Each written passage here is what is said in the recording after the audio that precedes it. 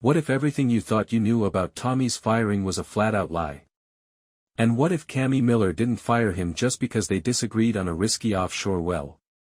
We all saw the jaw-dropping end of episode 9, where Cami looked Tommy dead in the eye and told him, "The president of my company can't be averse to the very thing that built it," and just like that, his time at M-Tex was over. It was a brutal moment that left Tommy, and all of us, completely stunned. The official story is that Tommy's cautious nature finally pushed Cami's reckless ambition too far. But what if that's just what they want us to think? What if a puppet master has been pulling the strings all season, quietly setting the stage? We're talking about a conspiracy that goes way deeper than a simple clash of personalities. We're talking about a cold, calculated takedown. Today, we're breaking down the theory that Rebecca Falcone, the sharp-as-a-tack M-Tex lawyer, secretly set Tommy up and manipulated Cami into kicking him to the curb. So, let's rewind and look at the storm that's been brewing over at M-Tex. Ever since her husband Monty's death, Cami Miller has been on a mission to preserve his legacy, no matter what it costs. This put her on a direct collision course with Tommy Norris, a seasoned landman who built his career by managing risk, not running toward it with open arms. They're just wired differently. Tommy, who lost his own fortune back in the '08 crash, is all about caution. Cami, feeling underestimated and new to the game, is all about aggressive ambition.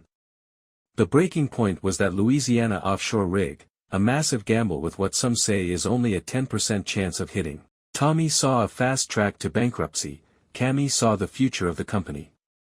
This whole mess blew up at the rig launch party with that brutal firing, a move that doesn't just threaten Tommy's career, but his entire family's financial security, from Cooper's job at M-Tex to Angela and Ainsley's expensive tastes.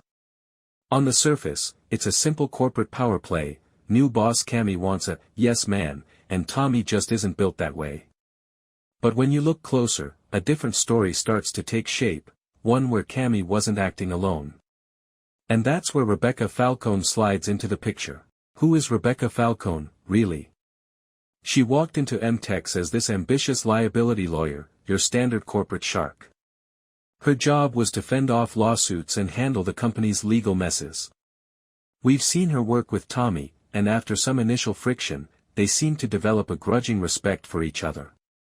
The show paints her as abrasive but good at her job, fiercely dedicated to M-Tex. But what's her real agenda?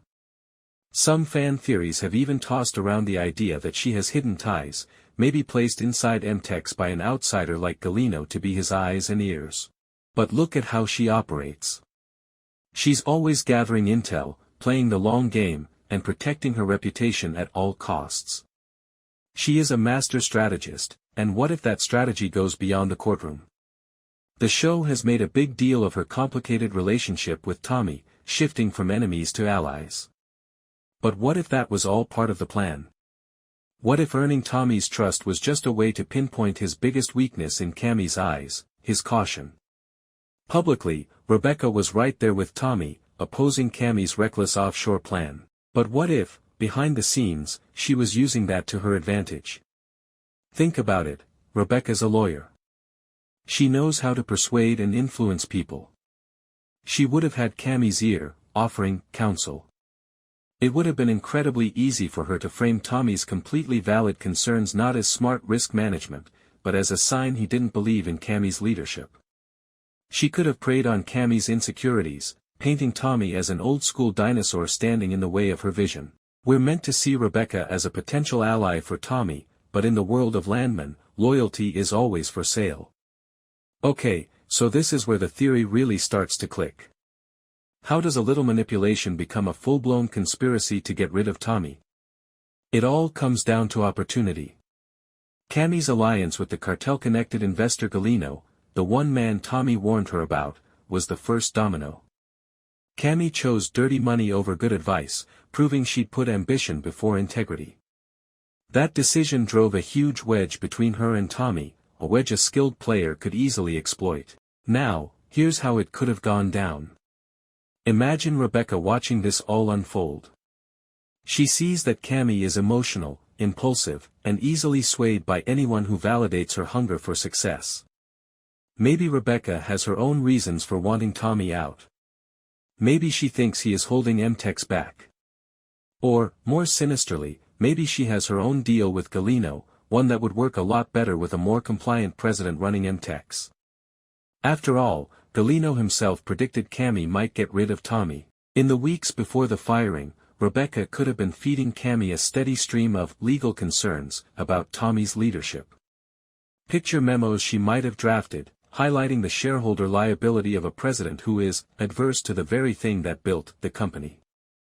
She could have twisted his risk reports, making them look less like protection and more like insubordination.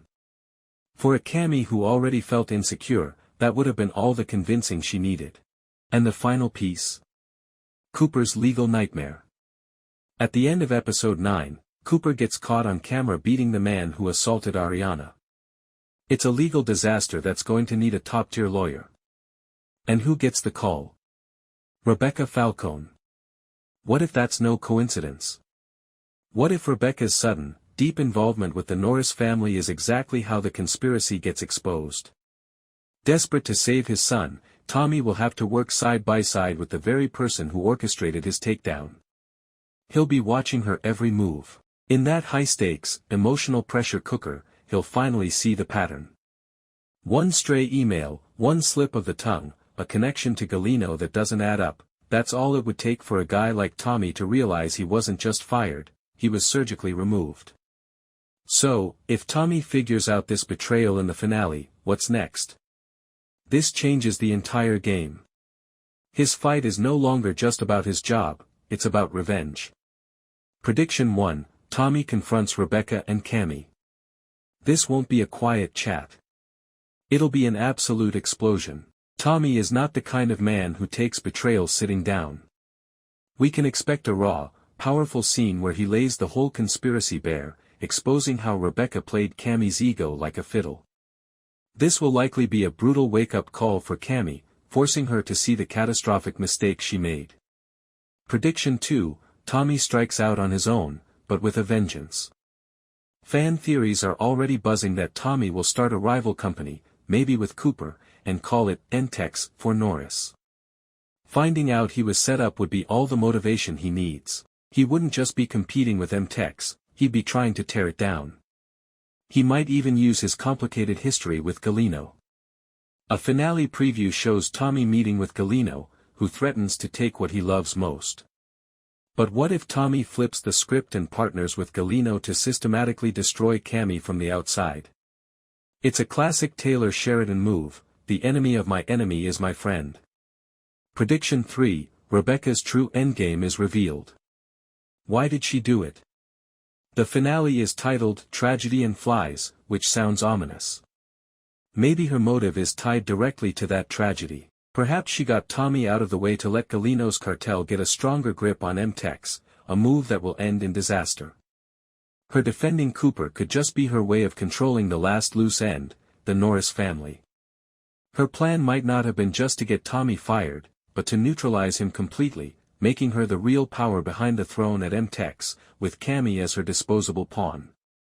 But hey, that's just our theory. The stage is set for an explosive finale, and anything could happen. What do you think? Was Rebecca the mastermind, or is Cami the only one to blame for her reckless power trip? And how will Tommy fight back? Drop your theories in the comments below. We want to hear every single one. What clues did we miss? Tommy Norris getting fired was the shockwave that cracked the foundation of Landman. But finding out it was an inside job, orchestrated by the seemingly loyal Rebecca Falcone, would be the earthquake that brings the whole building down. This story has shifted from a corporate drama to a dark tale of betrayal, manipulation, and revenge. Tommy is down, but he is nowhere near out. He's a man who has built a career on seeing all the angles, and now he has every reason to burn it all down. Get ready for a finale where Tommy Norris stops playing defense and starts hunting. He's not the company man anymore, he's the Landman, and he's coming to take back his territory. Thanks for watching. If you love breaking down Landman, make sure to like this video and subscribe to the channel. You won't want to miss our coverage of the finale and what it all means for Season 3. We'll see you in the next one.